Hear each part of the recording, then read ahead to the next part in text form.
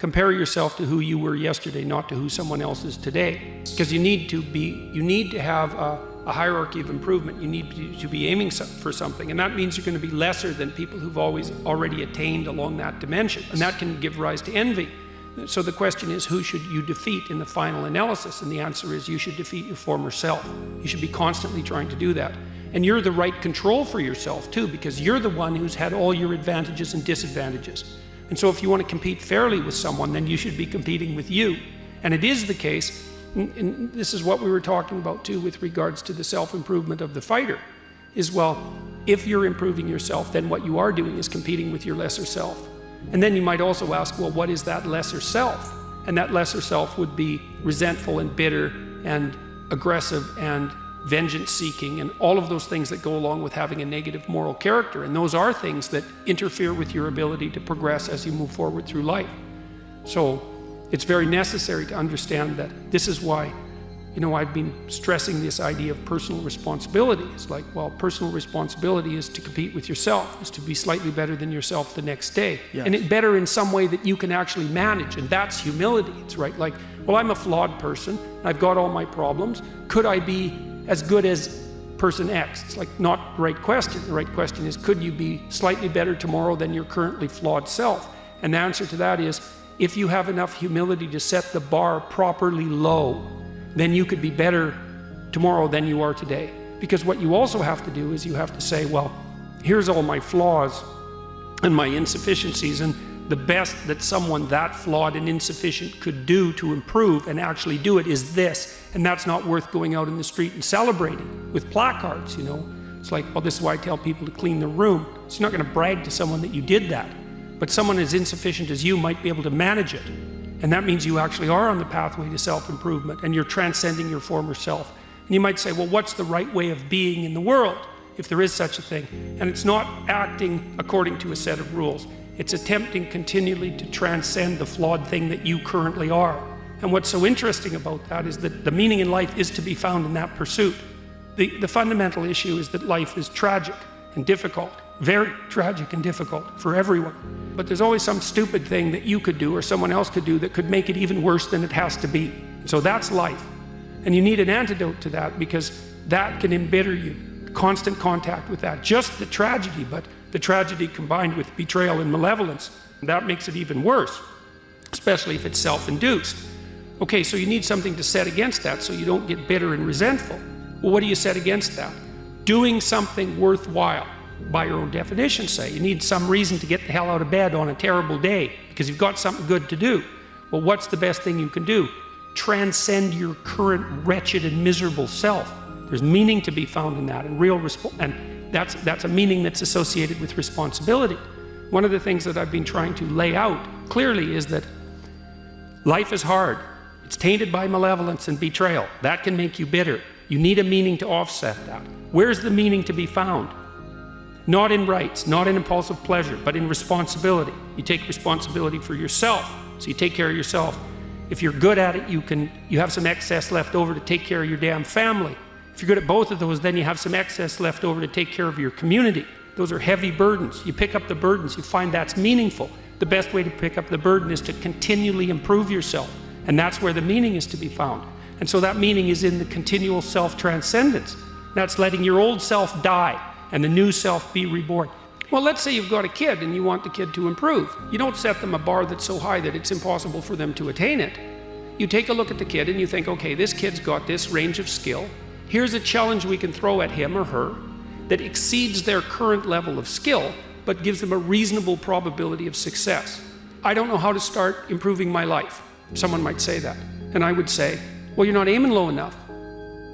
There's something you could do that you are regarding as trivial, that you could do, that you would do, that would result in an actual improvement. But it's not a big enough improvement for you, so you won't lower yourself enough to take the opportunity. Aim low. And I don't mean don't aim, and I don't mean don't aim up. But you have to accept the fact that you can set yourself a goal that you can attain, and there's not going to be much glory in it to begin with. Because if you're not in very good shape, the goal that you could attain tomorrow isn't very glorious. But it's a hell of a lot better than nothing, and it beats the hell out of bitterness, and it's way better than blaming someone else. It's way less dangerous. And you could do it. And what's cool about it, there's a statement in the New Testament. It's called the Matthew Principle, and economists use it to describe how the economy in the world works. To those who have everything, more will be given. From those who have nothing, everything will be taken. It's like what's very pessimistic in some sense, because it means that as you start to fail, you fail more and more rapidly. But it also means that as you start to succeed, you succeed more and more rapidly. And when you say to someone, you're okay because of your position, that's not good enough, because you have to say, well, wait a second, you need a trajectory. And maybe you're okay if you're okay in your position and your trajectory. But you know, the self-esteem movements and all of that will accept yourself the way you are. It's like, no, because you need a trajectory. And one of the things that I think, one of the reasons that audiences are responding to what I've been saying in my lectures and what I've been writing about is that I don't tell people that they're okay the way they are. No, I say, no, you could be way more than you are. And they're relieved about that, you see, because if you're in a dark and terrible place and someone says you're okay the way you are, then you don't know what to do about that. It's like, no, I'm not. I'm having a terrible time and I'm hopeless. You're okay the way you are. Well, then what? That's it? That's where I am? And what do you want to tell a young person? You're 17, you're okay the way you are. It's like, no, you're not. You got 60 years to be better. And you could be way better. You could be incomparably better across multiple dimensions. And in pursuing that better, that's where you'll find the meaning in your life. And that will give you the antidote to the suffering. People have asked me in my book why I wrote it as an antidote to chaos, you know, because, well, there isn't anything technically wrong with chaos. Chaos is a place of great potential. Well, the question is, what's the proper balance between chaos and order? Chaos, potential, and order. Well, the answer is, look, when you're a kid, you're all potential. It's chaotic potential. It can manifest itself in any number of ways. This is the trick, though. You have to pick a path of discipline. What path of discipline you have to pick is a different issue. Because there could be a rule. The rule might not be follow this rule. The rule might be you have to follow some rules. So it's a meta rule. And the meta rule is you have to discipline yourself. And the issue is, well, how? That's not really the relevant question. You can pick a disciplinary path. That's why I often tell my clients, especially young people, they say, well, I don't know what to do. It's like, that's okay. Nobody does. Go do something. Do the best thing that you can think of. Put the best plan you have into practice. It's not going to be perfect, and it will change along the way. But it will change partly because you become disciplined pursuing the path. And as you become disciplined, you become wiser. And as you become wiser, you become able to formulate better and better plans. So you can start vaguely and confused and develop a plan that's not so great, and you start to implement it, and then you accrue incremental wisdom as you implement your flawed plan. And that enables you to fix the plan. Look, you aren't your problems. Well, you are. You're most fundamentally that which, if it confronts its problems, can solve them. And that's the hero myth in a nutshell, by the way. The hero is the person who confronts horrible, chaotic potential and tames it and makes something of it, right? That's the fundamental human story.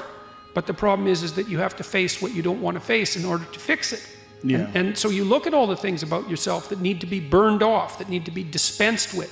And that, man, especially at the beginning, especially if you're screwed up, that might be like 95% of you just has to go up in flames. And it's painful. Even some of that stuff that you have to burn off doesn't want to die. And it'll scream in agony while you're burning it off. It's not pleasant.